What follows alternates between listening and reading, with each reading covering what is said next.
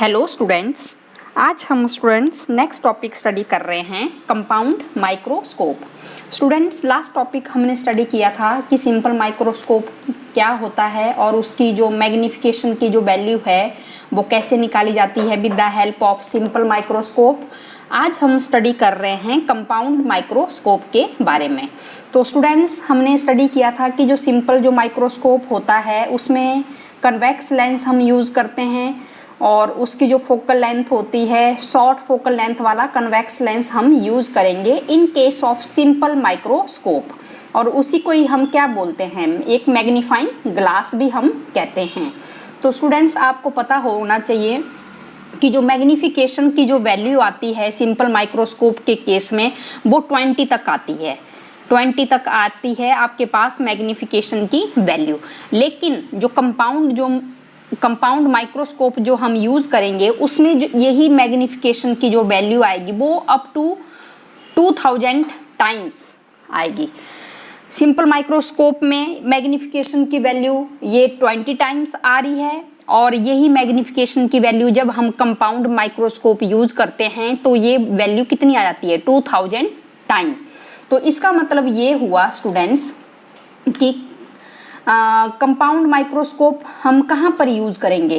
Compound microscope हम उन small objects और पार्टिकल को देखने के लिए यूज़ करेंगे जो सिंपल माइक्रोस्कोप की हेल्प से भी नहीं देखे जा रहे थे। ठीक है, क्योंकि हमें पता है कि माइक्रोस्कोप की हेल्प से हम माइक्रोस्कोपिक जो भी पार्टिकल्स होते हैं उनको देखते हैं, लेकिन क्योंकि सिंपल माइक्रोस्कोप में जो हम कन्वेक्स लेंस और जो मैग्नीफाइंग जो ग्लास हम यूज़ कर रहे हैं उसकी मैग्निफिकेशन की वैल्यू 20 टाइम्स तक ही आएगी। मतलब जो ऑब्जेक्ट का जो साइज है वो अप टू 20 टाइम्स ही आप क्या कर सकते हो। मालूम होना चाहिए कि सिंपल माइक्रोस्कोप में जो मैग्निफिकेशन की जो वैल्यू आ रही है वो कितनी आ रही है, 20 तक ही आ रही है। ऐसे ऑब्जेक्ट या ऐसे पार्टिकल्स जो सिंपल माइक्रोस्कोप की हेल्प से भी नहीं देखे जा रहे हैं तो हम क्या यूज़ करेंगे, हम वहाँ पर कंपाउंड माइक्रोस्कोप हम यूज़ करेंगे ऐसे ऑब्जेक्ट्स को देखने के लिए। तो आपको पता होना चाहिए, ठीक है। अगर हमने किसी प्लांट के बारे में स्टडी करना है, किसी एनिमल्स की फिजियोलॉजी के बारे में पता करना हो तो वहाँ पर भी हम क्या यूज़ करते हैं, हम कंपाउंड माइक्रोस्कोप हम यूज़ करते हैं।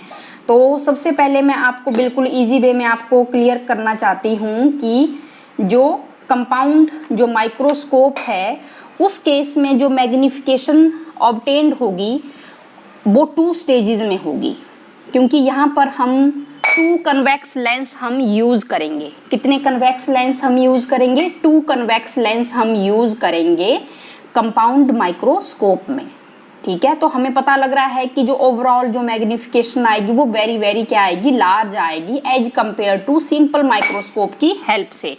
तो अब हमने क्या करना है, हमने इसका कंस्ट्रक्शन और वर्किंग के बारे में भी स्टडी करना है और ये किस प्रिंसिपल के ऊपर वर्क करेगा इसके बारे में भी हमने स्टडी करना है। तो ये कंस्ट्रक्शन ऑफ कंपाउंड माइक्रोस्कोप बिल्कुल ईजी है स्टूडेंट्स। इस तरह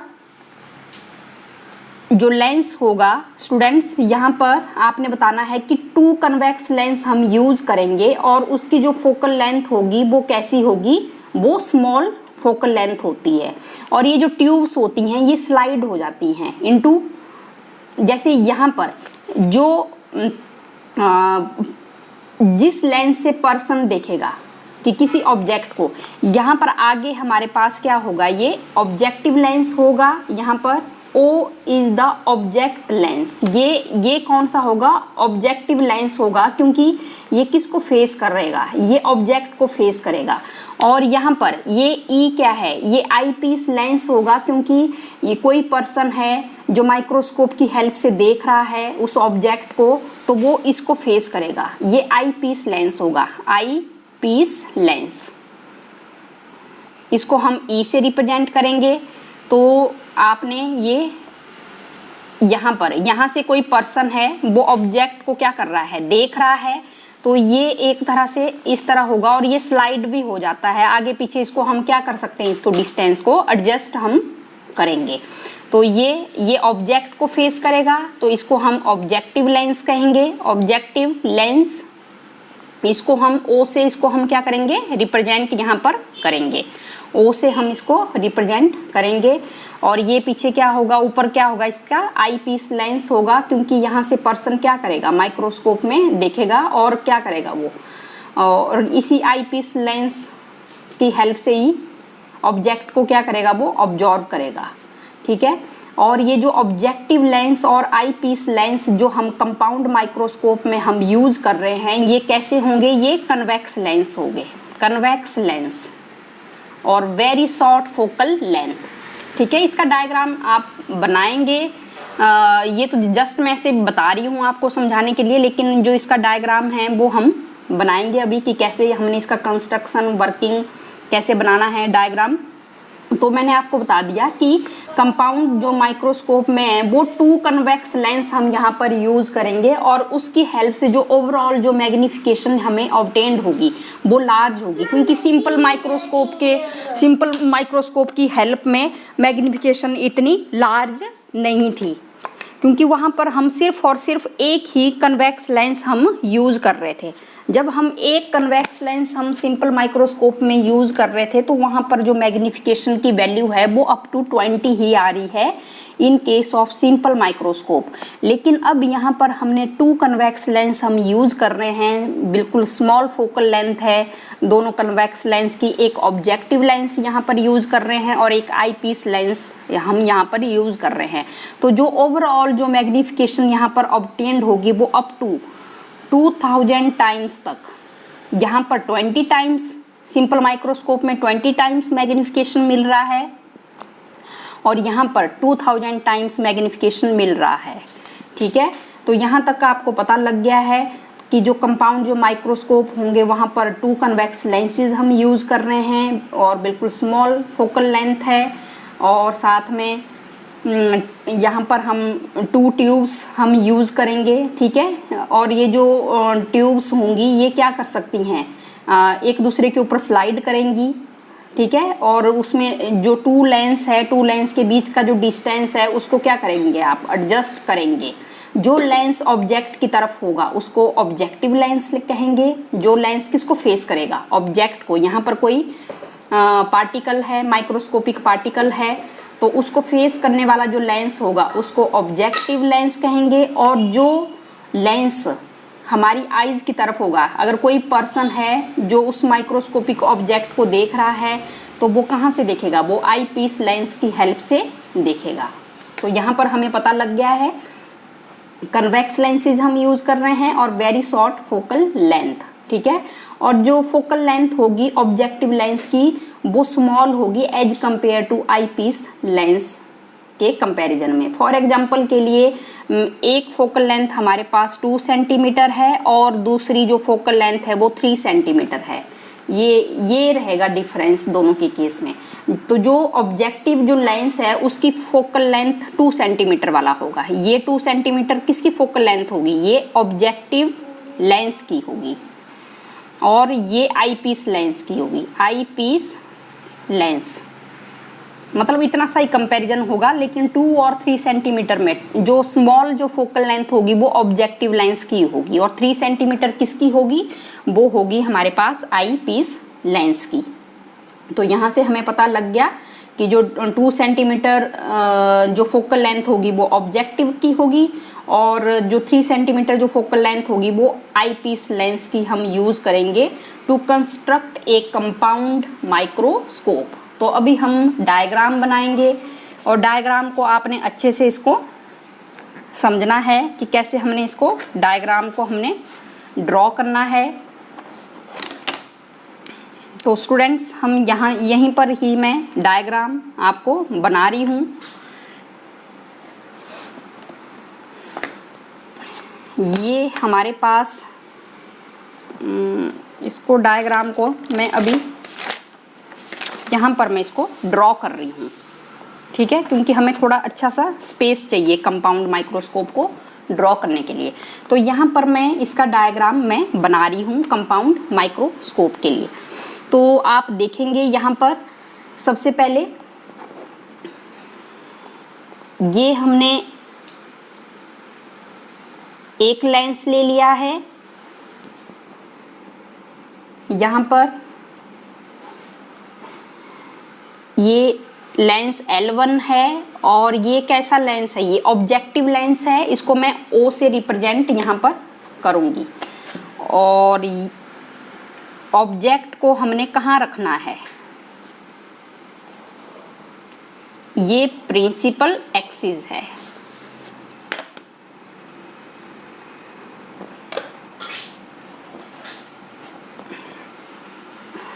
तो ये ऑप्टिकल सेंटर, ये C1 है स्टूडेंट्स। अब हमें पता है कि ये convex lens has two foci, two focal length होती हैं कन्वेक्स लेंस में।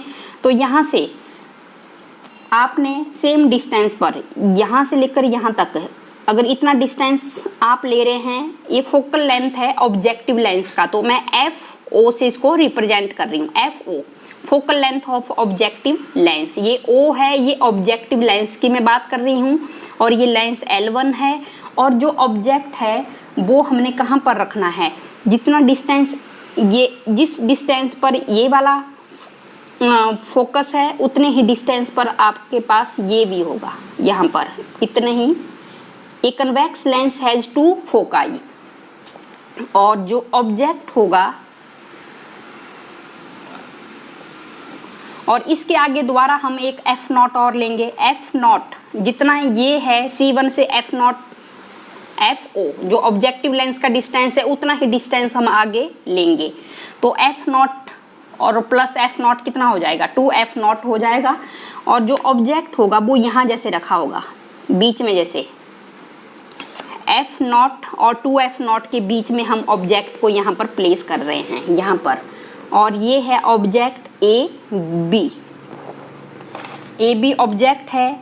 जैसे ही यहाँ पर ये रे ऑफ लाइट कहाँ पर फॉल कर रही है, कन्वेक्स लेंस के ऊपर फॉल करेगी, और रे ऑफ लाइट कैसी है, parallel to this principal axis. Parallel to principal axis जब फॉल करेगी रे ऑफ लाइट इस कन्वेक्स लेंस के ऊपर, ऑब्जेक्टिव लेंस के ऊपर, ये ऑब्जेक्ट है, ऑब्जेक्ट के सामने हमने क्या रखा हुआ है, कौन सा लेंस है, ऑब्जेक्टिव लेंस। तो यहाँ से जो रे ऑफ लाइट होगी आफ्टर रिफ्रैक्शन के बाद आपको पता है कि जो रे ऑफ लाइट है वो कहाँ से पास होती है, it will pass through the focus. तो ये इस तरह आपने बता देना है कि फोकस से रे ऑफ लाइट पास हो जाएगी। अब जो अनदर रे ऑफ लाइट होगी वो कहाँ से पास होती है स्टूडेंट्स, वो ऑप्टिकल सेंटर से पास होगी। तो जो ऑप्टिकल सेंटर से जब रे ऑफ लाइट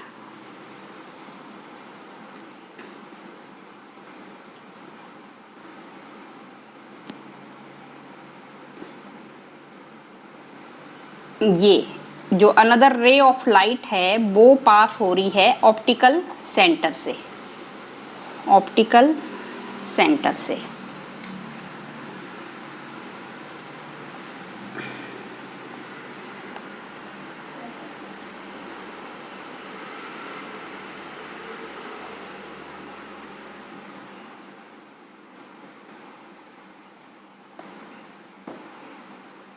तो देखो स्टूडेंट्स, यहाँ पर ये इमेज बन रही है, यहाँ पर इमेज फॉर्म हो रही है। तो यहाँ पर ये इमेज यहाँ पर फॉर्म हो रही है। कैसी इमेज फॉर्म हो रही है, real inverted and magnified image is formed on the other side of this lens. ये ऑब्जेक्टिव लेंस है, तो यहाँ पर इमेज यहाँ पर फॉर्म हो रही है। अब आपको पता है कैसी इमेज फॉर्म हो रही है, real and inverted. Real and inverted, यहाँ पर टू लाइन्स इंटरसेक्ट कर रही हैं, तो यहाँ पर रियल और इन्वर्टेड इमेज बन रही है। ये A' है और यहाँ पर ये क्या है, ये B' है। तो कैसी इमेज यहाँ पर फॉर्म हो रही है, रियल एंड इन्वर्टेड इमेज यहाँ पर फॉर्म हो रही है। अब स्टूडेंट्स उसके बाद आपको पता होना चाहिए कि हमने क्या करना है। अभी हमने दूसरा लेंस लेना है। कौन सा लेंस लेंगे, आई पीस लेंस हम लेंगे। और जो आई पीस जो लेंस हम यहाँ पर लेंगे,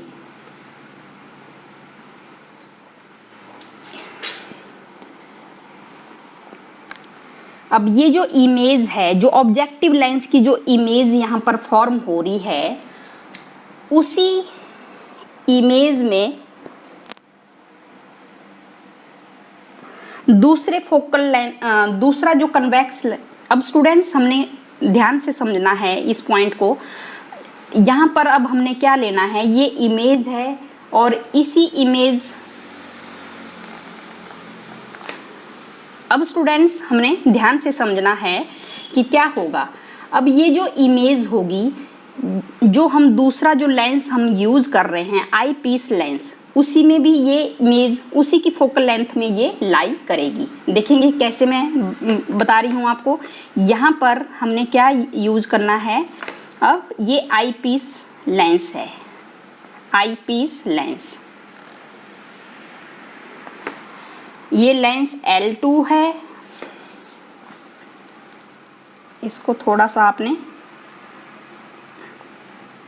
ऐसे करके अच्छे से इसको थोड़ा सा, ये आई पीस लेंस हम यहाँ पर यूज़ कर रहे हैं। इसको मैं E से मैं इसको रिप्रेजेंट करूँगी। ये आई पीस लेंस है,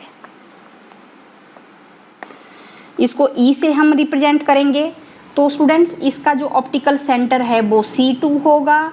और आपने ध्यान देना है कि अब ये जो इमेज है, जो ऑब्जेक्टिव लेंस की जो इमेज जो यहाँ पर बन रही है, ये इसके फोकल लेंथ में ही लाई करेगी। आई पीस लेंस के फोकल लेंथ में ही ये इमेज क्या करेगी, लाई करेगी।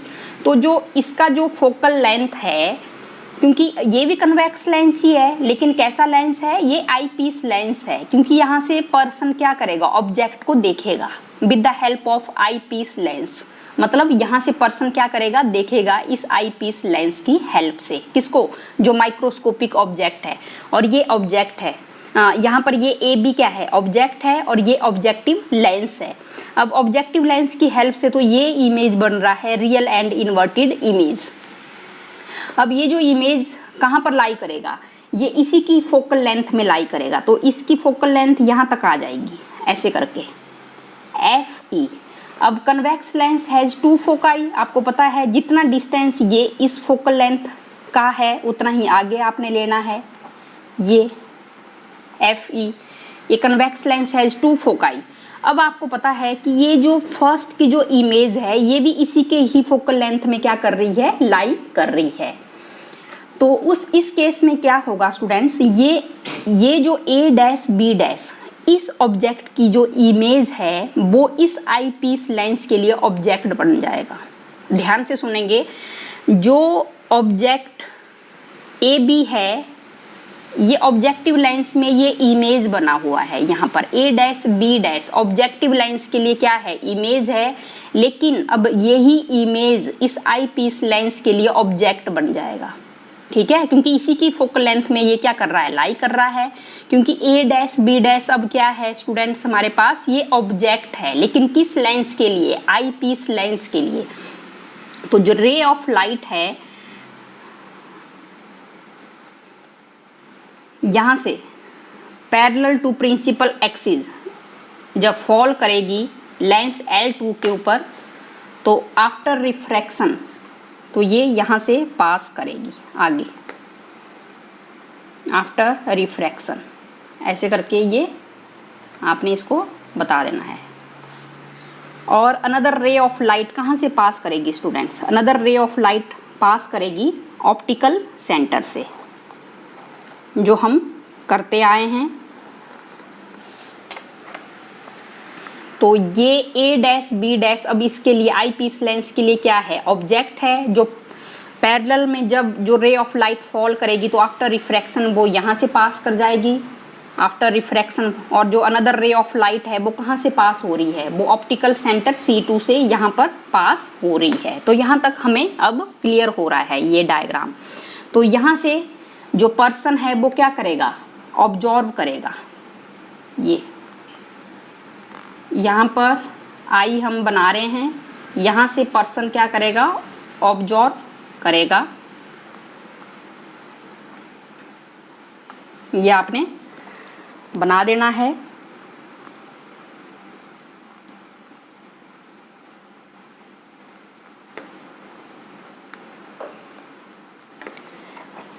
और जैसे ही हम इस रे ऑफ लाइट को बैकवर्ड डायरेक्शन में हम प्रोड्यूस करेंगे,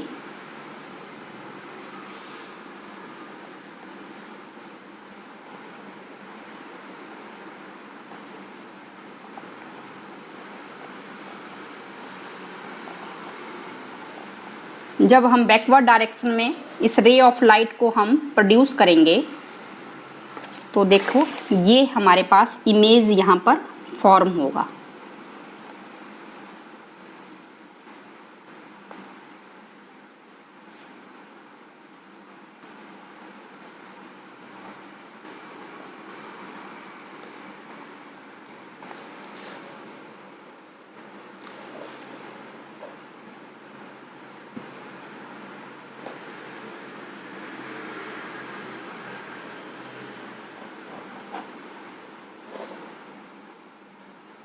ऐसे करके ये इमेज यहाँ पर फॉर्म होगा। तो ये स्टूडेंट्स ये बनेगा फिर इमेज।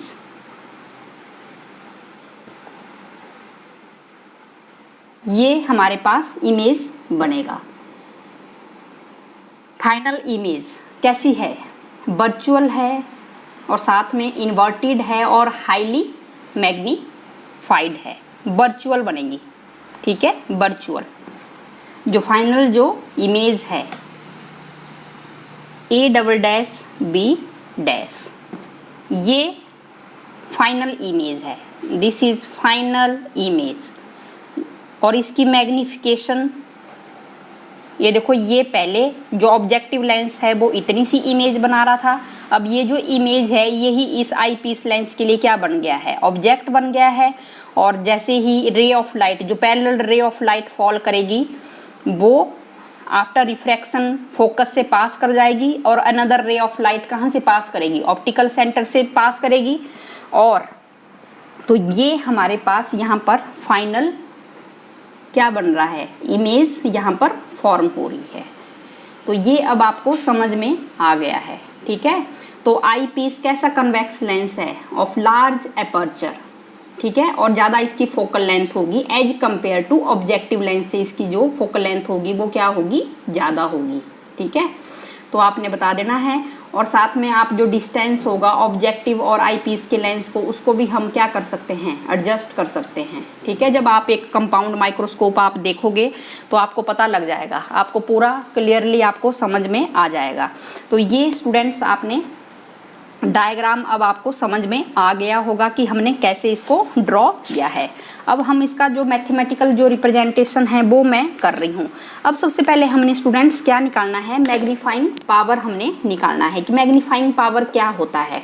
तो स्टूडेंट्स आप देखेंगे कि मैग्नीफाइंग पावर हमने उस केस में भी किया था, सिंपल माइक्रोस्कोप के केस में भी हमने सॉल्व किया था। अब हमने इसमें भी हमने फाइंड आउट करना है कंपाउंड माइक्रोस्कोप में भी कि मैग्नीफाइंग पावर होता क्या है। तो ये देखेंगे आप, is defined as the ratio of the angle subtended by the final image at the eye to the angle subtended by the object at the eye when both are at a distance of least distance of distinct vision. अब आपको ये भी मालूम है कि जो least distance of distinct जो vision होता है वो 25 सेंटीमीटर होता है। तो स्टूडेंट्स ये देखो, हमारे पास जो मैग्नीफाइंग जो पावर हमने निकालनी है, तो फाइनल जो angle subtended by the final image तो ये है A" B', ये फाइनल इमेज फॉर्म हुई है। तो यहाँ पर ये जो एंगल होगा ये बनेगा यहाँ पर आई पीस पर। जो इमेज वाला जो एंगल है उसको हम बीटा से हम रिप्रेजेंट करेंगे। To the angle subtended by the object होगा जो ऑब्जेक्टिव लेंस की हेल्प से फॉर्म होगा। लेकिन आपने ध्यान रखना है कि जो एंगल मेजरमेंट के लिए जो पॉइंट है वो एक ही होना चाहिए। जैसे ये ऑप्टिकल सेंटर C2 है, तो C2 से ये अगर मैं 35 डिग्री का एंगल मैं यहाँ पर बना रही हूँ और 45 डिग्री का मैं एंगल बना रही हूँ, अगर मैंने ये क्या करना है, रेशो फाइंड आउट करनी है, तो हमने मेजरमेंट के लिए रेफरेंस पॉइंट तो एक ही होना चाहिए कि एक जगह से ही हम एंगल को क्या कर रहे हैं, मेजर कर रहे हैं। यहाँ पर हम एंगल को कहाँ से मेजर करेंगे? ऑप्टिकल सेंटर C2 से हम मेजर करेंगे, इमेज वाला भी और साथ में ऑब्जेक्ट वाला भी। तो ऑब्जेक्ट के लिए हमें क्या करना पड़ेगा स्टूडेंट्स? ए बी ऑब्जेक्ट को हमें आगे शिफ्ट करना पड़ेगा। जहाँ पर हमारी जो फाइनल इमेज है हम क्या करेंगे, एडजस्ट करेंगे। आई पीस लेंस मैंने बताया कि ये जो ट्यूब्स होती हैं ये एक दूसरे के ऊपर क्या करती हैं, स्लाइड करती हैं। तो मैग्नीफाइंग पावर को निकालने के लिए हमें क्या करना पड़ेगा, एंगल का भी पता होना चाहिए। अब हमने ये जो ऑब्जेक्ट का जो जितना जो साइज है ऑब्जेक्ट का, इसी को ही हमने इमेज पर क्या करना है, शिफ्ट करना है। क्योंकि हमने क्या करना है, इसको हमने ऐसे हमने शिफ्ट करना है। तो यहाँ से इसको मैं डॉटेड में आपने इसको रिप्रेजेंट करना है। ये P है, मतलब यहाँ से A B is equal to A double dash P इसके बराबर है। यहाँ पर शिफ्ट कर लिया है आपने। अब हमने क्या करना है students, angle subtended by the object at the I.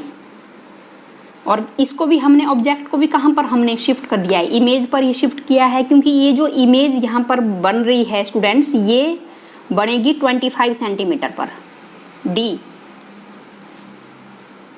Small D,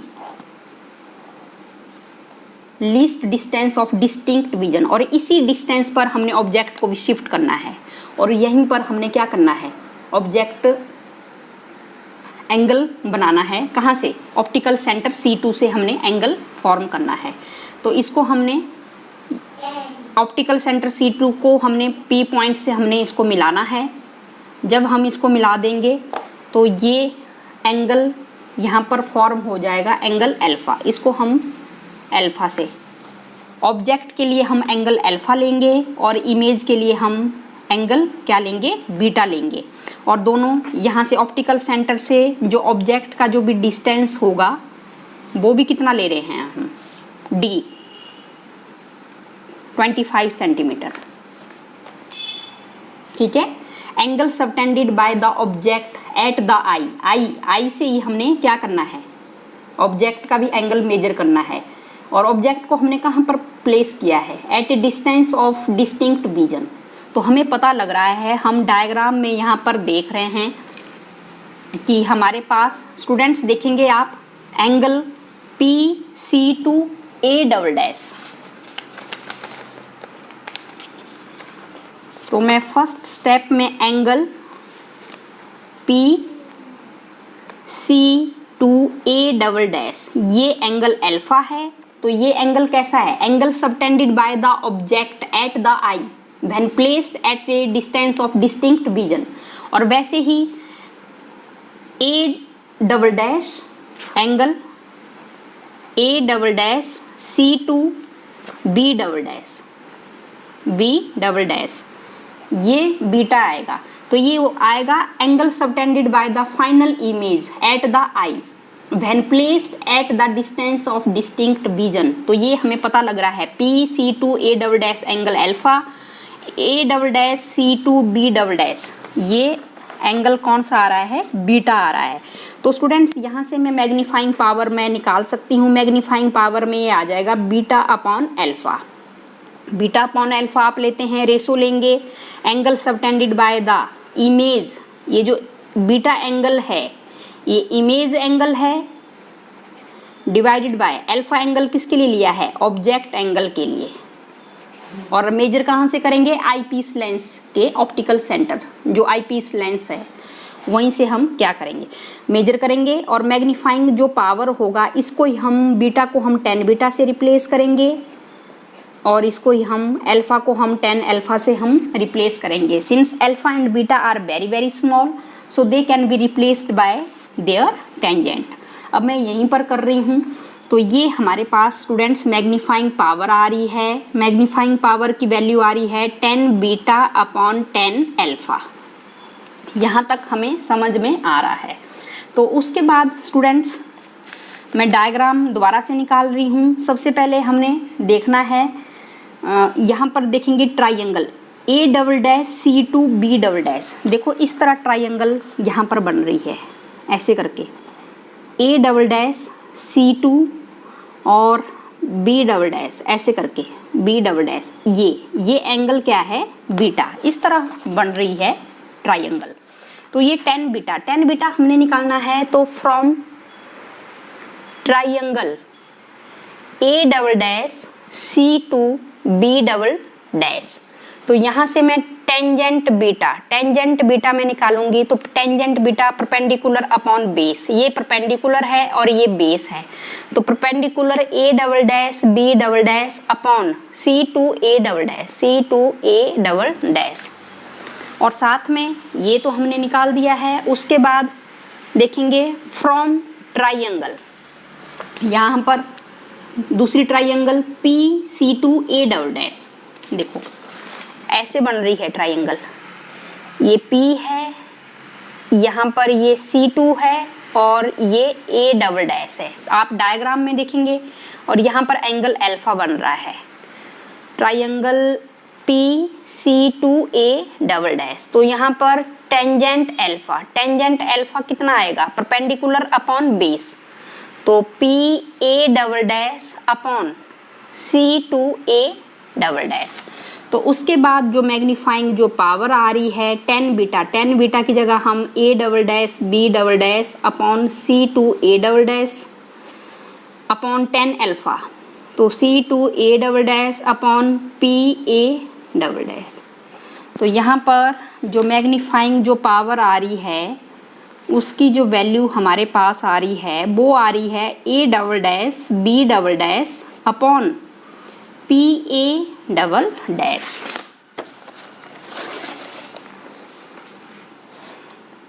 तो ये हमारे पास वैल्यू आ रही है मैग्नीफाइंग पावर की।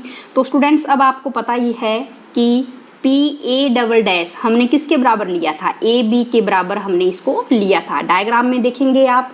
तो उसके बाद जो मैग्नीफाइंग जो पावर होगी वो A double dash B double dash upon AB, यहाँ पर ये ले लेंगे आप। उसके बाद क्या करेंगे, इसको मैं फर्स्ट इक्वेशन दे रही हूँ, multiplying and divide by A dash B dash on right hand side equation 1 में।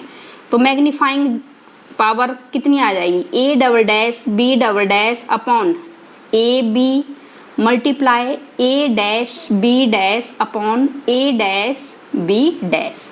तो इसको मैं ऐसे भी लिख सकती हूँ, A double dash B double dash upon A dash B dash multiply A dash B dash upon A B।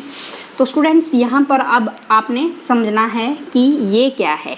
यहाँ पर देखेंगे आप A dash B dash upon A B, तो ये A dash B dash upon A B diagram में आप देखेंगे तो A डैश, ये A dash B dash upon A B। तो ऑब्जेक्टिव लेंस के लिए ऑब्जेक्ट हमारा क्या था, AB था, और इसकी इमेज क्या है, A डैश B डैश। तो ये साइज ऑफ इमेज है और ये साइज ऑफ ऑब्जेक्ट है, लेकिन किसके लिए मैग्निफिकेशन किसके लिए निकाल रहे हो, ऑब्जेक्टिव लेंस के लिए, क्योंकि मैग्नीफाइंग पावर क्या होता है, size of image upon size of object, size of image upon size of object. तो यहाँ पर आपने क्या करना है, A dash B dash upon ये क्या है, size of image upon size of object. तो size of image upon size of object, ये मैग्निफिकेशन की जो वैल्यू आ रही है ये ऑब्जेक्टिव लेंस के लिए आ रही है, क्योंकि मैग्नीफाइंग पावर ये क्या होता है, size of image upon size of object. तो मैं इसको लिख सकती हूँ, फॉर ऑब्जेक्टिव लेंस MO। और साथ में आगे आप देखेंगे A double dash B double dash upon A dash B dash.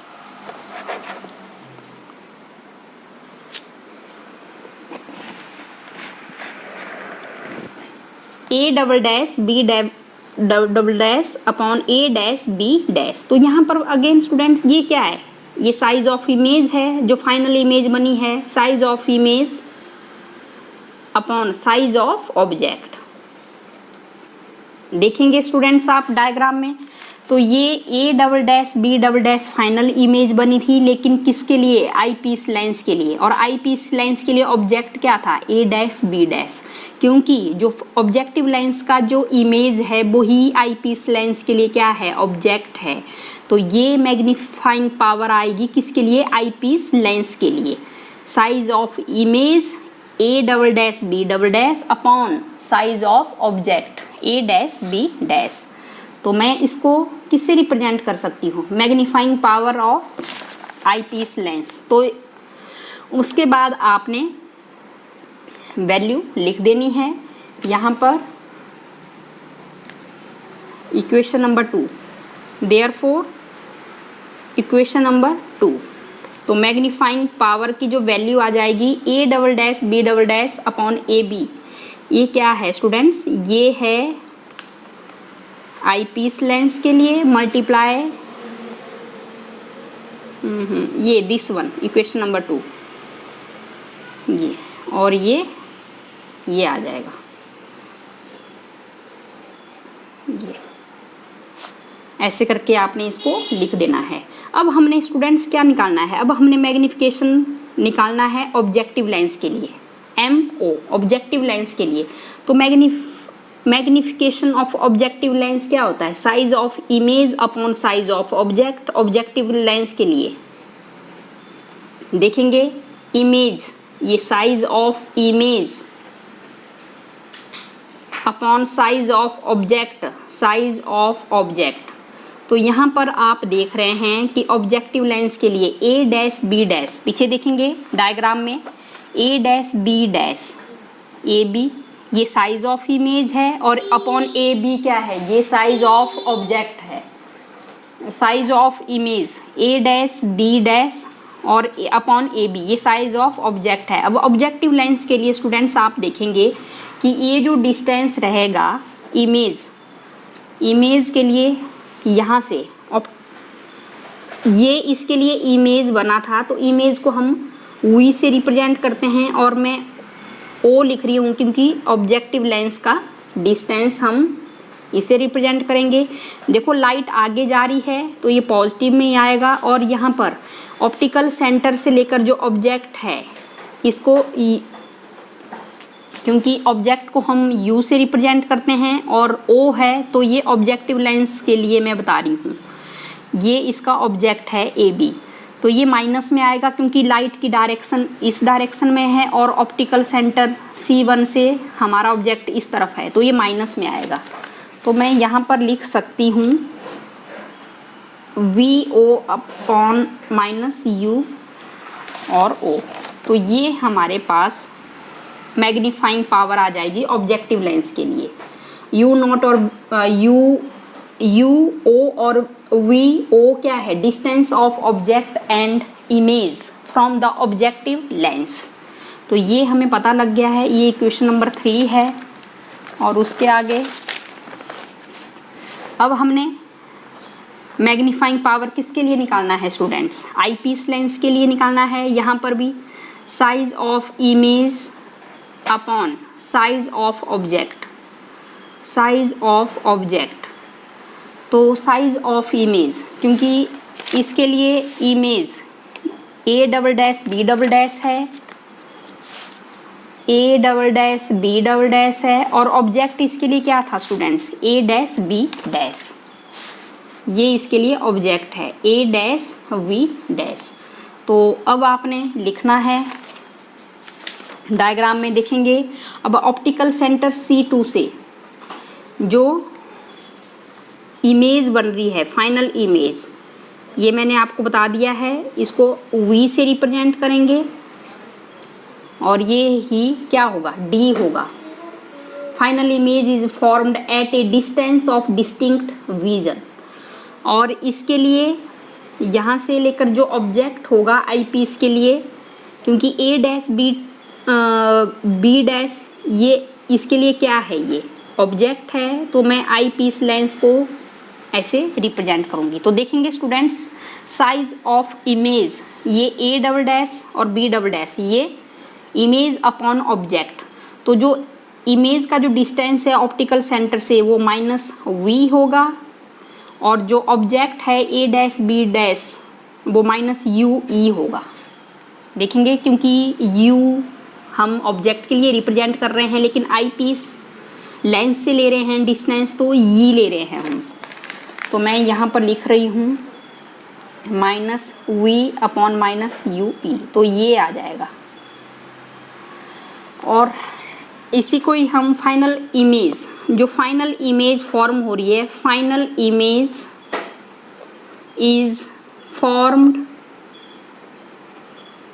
Eight a distance of distinct vision. तो इसको मैं D से रिप्रेजेंट करूँगी। तो मैग्नीफाइंग पावर किसके लिए, आई पीस के लिए D/UE, ये हमारे पास आ जाएगी वैल्यू। और फिर for an eyepiece lens -1/U + 1/V = 1/FE focal length. अब आपको पता ही है U = -UE आ रहा है, क्योंकि ये आई पीस लेंस है और ये ऑब्जेक्ट है नीचे A dash V dash. Light इस डायरेक्शन में जा रही है, लेकिन जो डिस्टेंस है वो इसके अपोजिट में आप मेजर कर रहे हैं C2 से। और वैसे ही V = -D आएगा, क्योंकि जो फाइनल इमेज बन रही है A double dash B double dash, उसका जो डिस्टेंस होगा वो इस डायरेक्शन में होगा, क्योंकि लाइट आपको पता है आगे की डायरेक्शन में फॉल हो रही है, लेकिन जो डिस्टेंस है वो इसके अपोजिट में। तो फिर आपने लिख देना है 1/UE माइनस प्लस हो जाएगा, -1/D = 1/FE। अब मल्टीप्लाइंग बोथ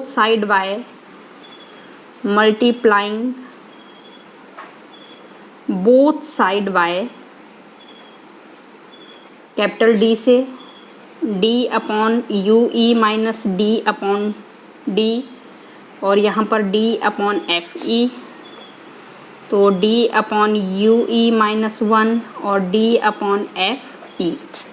तो उसके बाद D/UE और 1 + D/FE। तो ये आप देख रहे हैं स्टूडेंट्स यहाँ पर D/UE।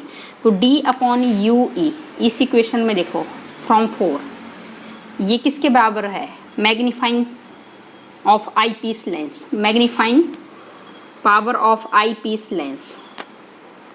ये यहाँ पर मैं लिख सकती हूँ, क्योंकि ये हमने ऊपर निकाला है D/UE, ये मैग्नीफाइंग जो वैल्यू होगी आई पीस लेंस की वो लिखेंगे आप। और फिर आपने इक्वेशन नंबर स्टूडेंट्स देखेंगे, इक्वेशन नंबर 3, जहाँ पर हमने मैग्नीफाइंग पावर हमने निकाला था, तो वहाँ पर हमने मल्टीप्लाई किया था magnifying power of eyepiece lens multiply. अब आप देखेंगे स्टूडेंट्स इक्वेशन नंबर 3 आप देखेंगे कि यहाँ पर हमने मैग्नीफाइंग पावर हमने निकाला था। तो मैग्नीफाइंग पावर की वैल्यू क्या आई थी, तो मैग्नीफिकेशन किसकी, आई पीस लेंस की, मल्टीप्लाई बाय मैग्नीफिकेशन किसका, ऑब्जेक्टिव लेंस। इन दोनों को हमने क्या किया था, मल्टीप्लाई किया था। तो इसको मैं यहाँ पर लिख रही हूँ। तो ये मैग्नीफाइंग पावर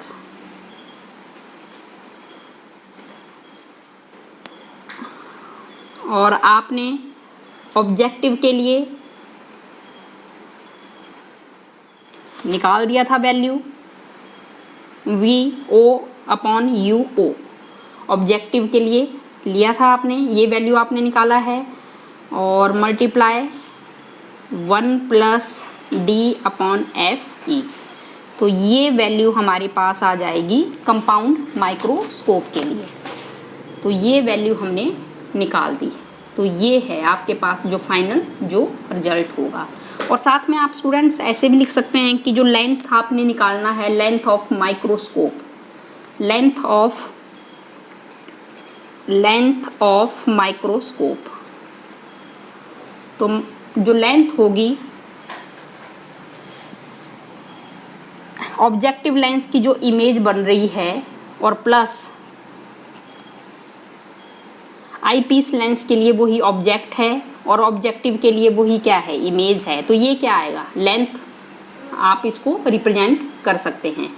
तो यहाँ पर आपने बताना है कि जो बहुत ही स्मॉल जो ऑब्जेक्ट हैं जिसको आप सिंपल माइक्रोस्कोप की हेल्प से नहीं देख पा रहे हैं, लेकिन आप कंपाउंड माइक्रोस्कोप की हेल्प से आप देख पाएंगे, क्योंकि वहाँ पर क्या होगा कि जो ऑब्जेक्ट होगा उसको हम बहुत ही ज़्यादा क्लोज रखेंगे ऑब्जेक्टिव लेंस के पास, ठीक है। जो ऑब्जेक्ट होगा ए बी उसको हम ऑब्जेक्टिव लेंस के फोकस बहुत क्लोज रखेंगे, उसकी फोकस में वो लाई करना चाहिए।